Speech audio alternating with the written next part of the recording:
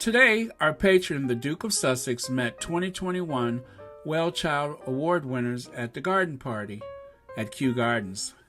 The Wellchild Awards, in association with GlaxoSmithKline, look different this year as we ensured attendees remained safe in line with COVID guidelines.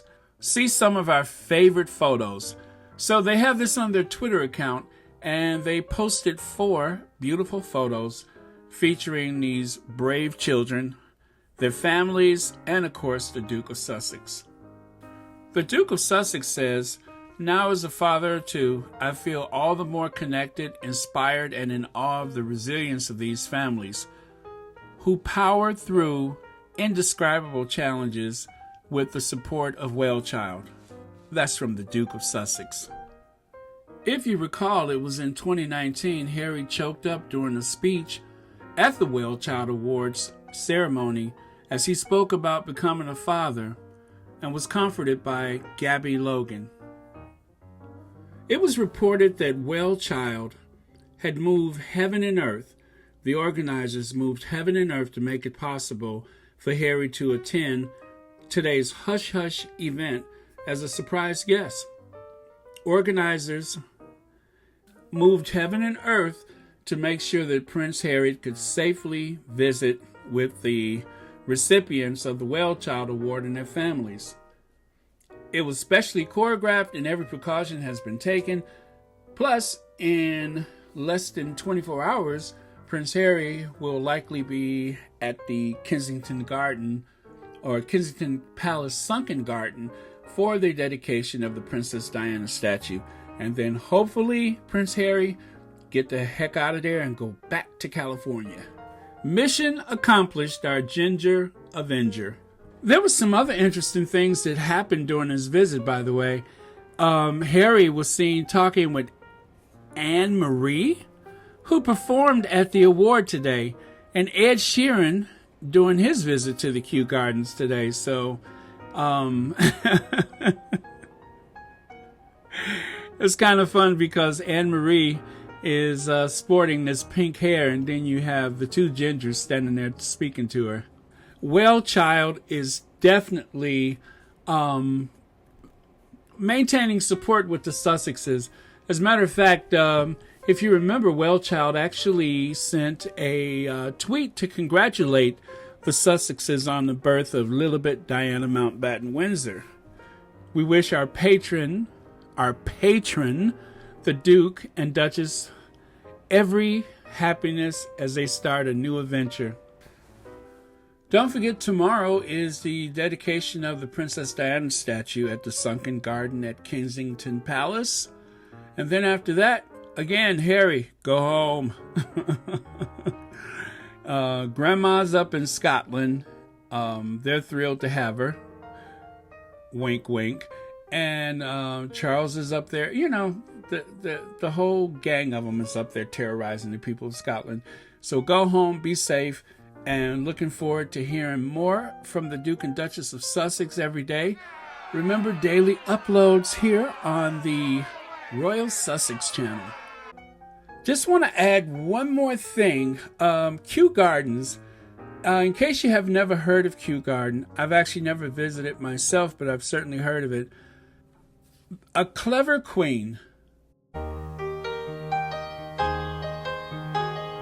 And when I say clever queen, I am not speaking of Elton John. Charlotte was among the most scientifically minded of the British queens. She surrounded herself with serious thinkers such as the botanist Joseph Banks, Daniel Solander, and John Lightfoot, and the geologist Jean-Andre Deluc. Her circle also included novelists Fanny Burney, Elizabeth Harcourt, and Margaret Cavendish, Duchess of Portland, 2 women who were, like Charlotte, enthusiastic naturalists.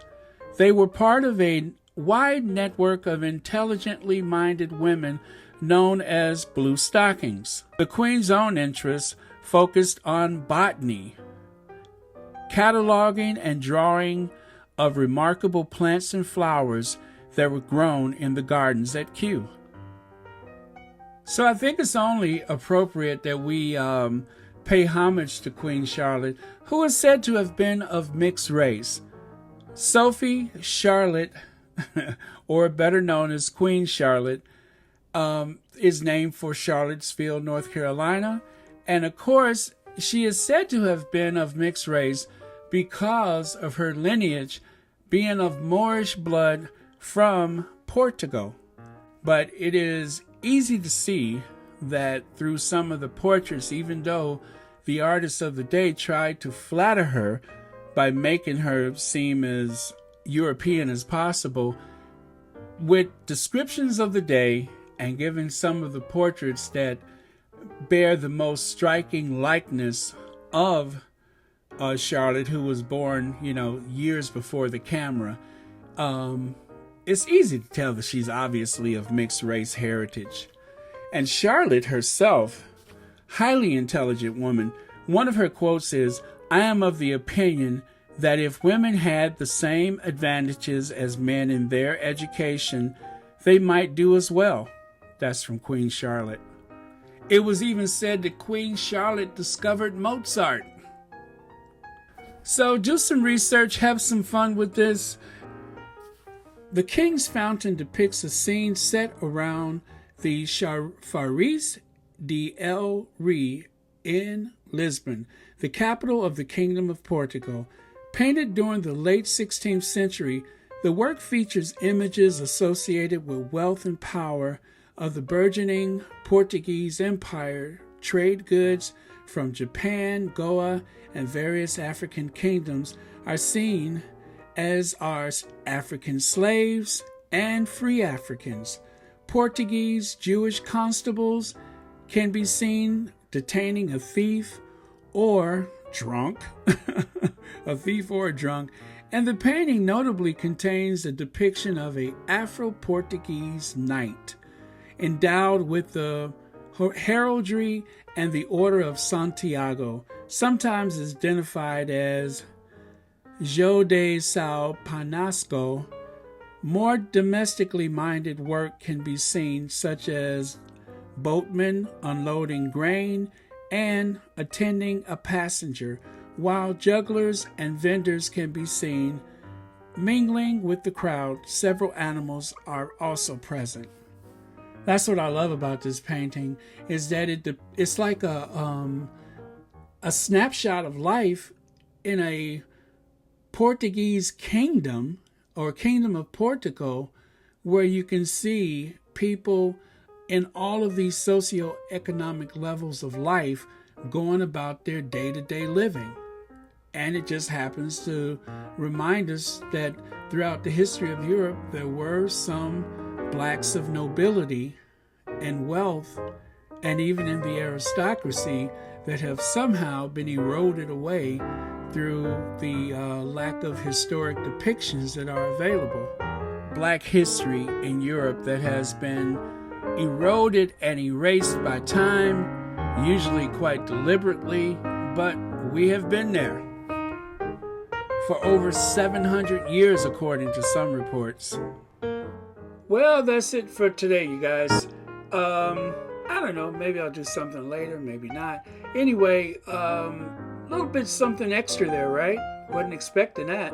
I thought this was going to be 5 minutes, but then I got triggered and I thought about the history of Africans in Europe and how it has been sadly overlooked and in some cases whitewashed.